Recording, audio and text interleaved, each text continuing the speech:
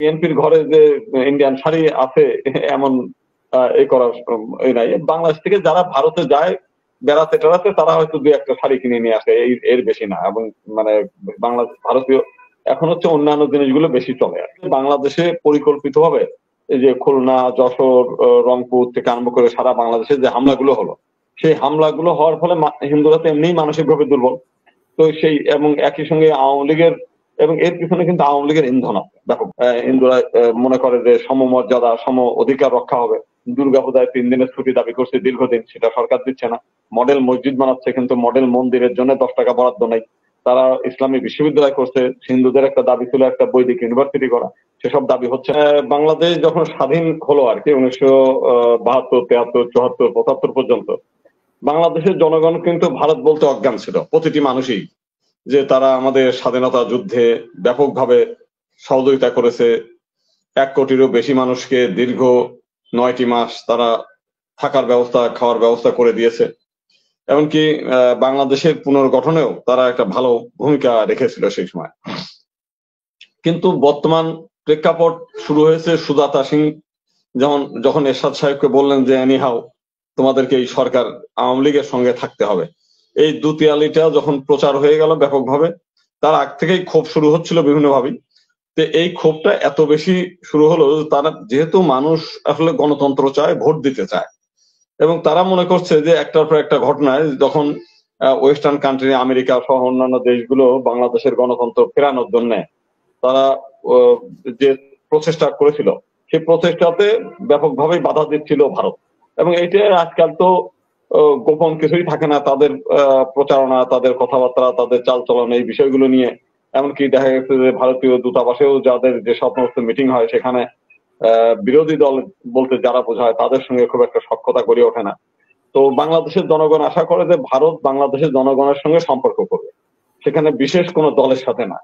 তো যখন দেখতে পাচ্ছে যে মানে একপক্ষভাবে একটা দলের প্রতি তারা তাদের আগ্রহ বেশি, একটা দলকে ক্ষমতায় রাখার ব্যাপারে তাদের আগ্রহই বেশি, এবং তারা নানা রাগঢাক না করেই অনেকটা প্রকাশ্যেই তারা সেই দলের প্রতি ভোট হওয়ার মানে সাথে সাথেই তাদেরকে সমর্থন দিয়ে দিচ্ছে।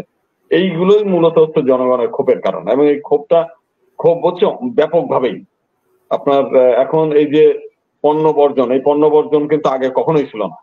তো সেই পণ্য বর্জন এখন গ্রামে গঞ্জে বিভিন্ন জায়গায় আমরা ফেসবুকে দেখছি, বিভিন্ন ভাবেই এই প্রচারণাটা ব্যাপকভাবে। স্যার তো বললেন যে এটার প্রচারণা আমাদের হুজুররাও এখন এতে সামিল হয়েছে। আমাদের ইসের দিকে যদিও বলছে যে আমাদের মাননীয় প্রধানমন্ত্রী যেটা বলছেন যে শাড়ি পরানোর কথা, আসলে মূলত যে ভারতীয় শাড়ি যে সবাই পরে তা না, কিন্তু খুব শৌখিন মানুষরাই পরে। আমাদের বাংলাদেশের শাড়িটাও কিন্তু অনেক উন্নত মানের শাড়ি, আমাদের জামদানি শাড়ি বরং পৃথিবীর বিভিন্ন দেশে রপ্তানি হয়। এখানে বেনারসি শাড়ি আমাদের মিরপুরের ব্যাপকভাবে। আর তাছাড়া টাঙ্গাইলের শাড়ি নিয়ে তো আপনারা যে দ্বন্দ্ব সংঘাত দেখলেন, যে বাংলাদেশে প্রচুর শাড়ি হয় এবং প্রত্যেক বিএনপির ঘরে যে ইন্ডিয়ান শাড়ি আছে এমন এই করার এই নাই। বাংলাদেশ থেকে যারা ভারতে যায় বেড়াতে টেড়াতে তারা হয়তো দুই একটা শাড়ি কিনে নিয়ে আসে, এর বেশি না। এবং মানে ভারতীয় এখন হচ্ছে অন্যান্য জিনিসগুলো বেশি চলে আর কি। এই অনলাইন দেখে কেনে হচ্ছে গুটি কয়েক মানুষ, বাংলাদেশের আপামর জনসাধারণ কিন্তু এই অনলাইন দেখে কেনে না। তো তারা বাংলাদেশি পণ্য যারা আছে সেইগুলোই কেনে। এবং আমরা দেখতে পাচ্ছি এর মধ্যে একটা অ্যানালাইসিস দেখলাম যে ভারত থেকে চাল আমদানির পরিমাণও অনেক কমেছে। যদিও বাংলাদেশ এখন স্বয়ংসম্পূর্ণ, চাল উৎপাদনে হচ্ছে ভালো হচ্ছে, চিনি অন্য দেশ থেকে আনা শুরু করছে বিভিন্ন জায়গা থেকে। তো এই মানে প্রচারণা করলে তো একটা প্রভাব পড়েই। তবে সর্বতভাবে যে একেবারে আমার যেটা মনে হয়, যেহেতু বাংলাদেশের ব্যবসায়ীরা অত সৎ বা আদর্শবাদী না, জনগণও কম পয়সা পেলে সেটা কেনার চেষ্টা করে। যেমন আমরা দেখেছি যে ভারতে একসময় বাইরের দেশের কোনো পাওয়া যেত না, কোনো পণ্য সামগ্রী পাওয়া যেত না, তারা নিজস্ব প্রোডাক্টটাই বিক্রির জন্য চেষ্টা করতে। এবং ভারতীয় জনগণের মধ্যেও আমরা দেখেছি যে তারা ওই নিজস্ব দেশের জিনিসগুলো কেনার ব্যাপারে আগ্রহী। রাজনীতিবিদরাও তাই, এমনকি যারা সাধারণ জনগণ তারাও দেখলাম যে তারা নিজের দেশের প্রতি যতটা, নিজের দেশের পণ্যের প্রতি যতটা ইসের, আমরা কিন্তু তা না, আমরা বিদেশি পাইলেই সেটা বেশি কিনি। তো যে কারণে তারা সফল মানে হওয়ার চেষ্টা করছে ব্যাপকভাবে, সেটা জনসাধারণের মধ্যে প্রচার হচ্ছে। কিন্তু তারপরে ওই যে আঙুর যেগুলো আসছে, তারপরে আপনার বিভিন্ন কিছুই জিরা টিরা সবই তো অনেক অনেক, যদিও ইরানি জিরা আসে, তো বাংলাদেশে কিন্তু ব্যাপক পণ্য সামগ্রী ভারত থেকে এখনো আসছে, এখনো কিন্তু বন্ধ হয়নি।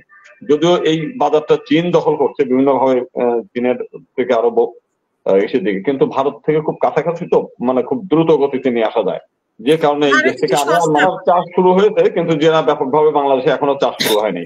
ওই শুধু অল্প কিছু আপনার জিরা, তাছাড়া অন্যান্য পেঁয়াজ তো এখন ব্যাপকভাবে বাংলাদেশে উৎপাদন হয়। আর অন্যান্য জিনিসগুলো বাংলাদেশ, এখন তো বাংলাদেশ প্রায় স্বয়ংসম্পূর্ণ অন্য বিষয়। তো সেই দিক দিয়ে কিছুটা সফল হবে। আমার স্যার যেটা বলেছেন ওইটাই আমার সঙ্গে, স্যারের সঙ্গে আমি একমত যে প্রচারণা হলে তো একটা বিরূপ প্রতিক্রিয়া সৃষ্টি হয়, তো সেটা মানে কিছুটা সফল হবে আর কি। না আসলে যাচ্ছে তো, ব্যাপকভাবেই হ্যাঁ। যাচ্ছে। আমরা একটা সরকারি পরিসংখ্যানই আমি বলি, সরকার এই বাংলাদেশ সরকারের একটা পরিসংখ্যান ছিল 2015 সালে, যদিও সেটা সরেজমিনের পরিসংখ্যান না, তাদের নিজস্ব।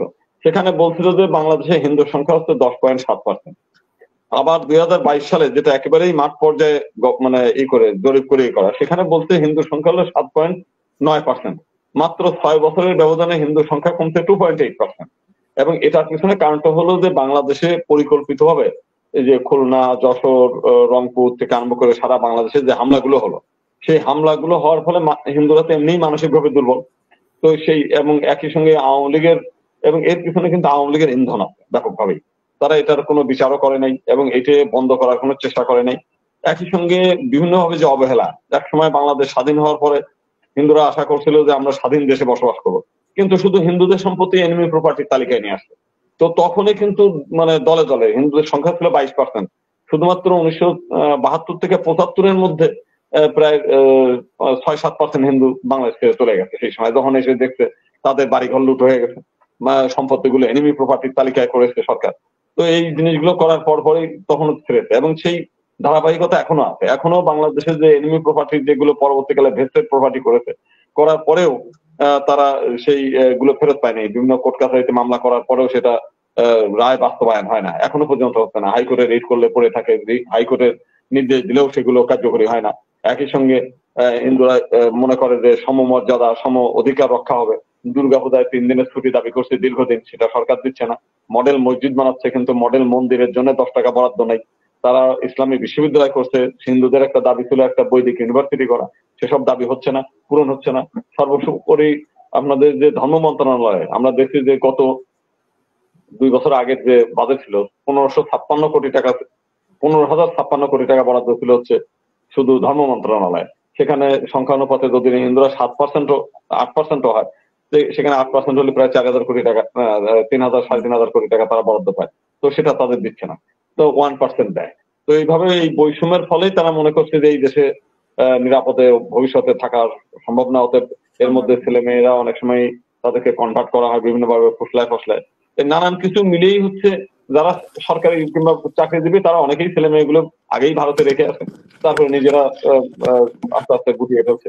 এবং আপনার সর্বক্ষেত্রেই বিভিন্ন গ্রামে দেখা গেলে দেখা যাচ্ছে, এমনকি কোটালি পাড়ায় হিন্দুর সংখ্যা এত পরিমাণ কমছে দ্রুত, যে আগামী 20 বছরে এখানে হিন্দু সর্বশেষ থাকবে কিনা এরকম একটা আশঙ্কা মানে চলে আসছে আর কি।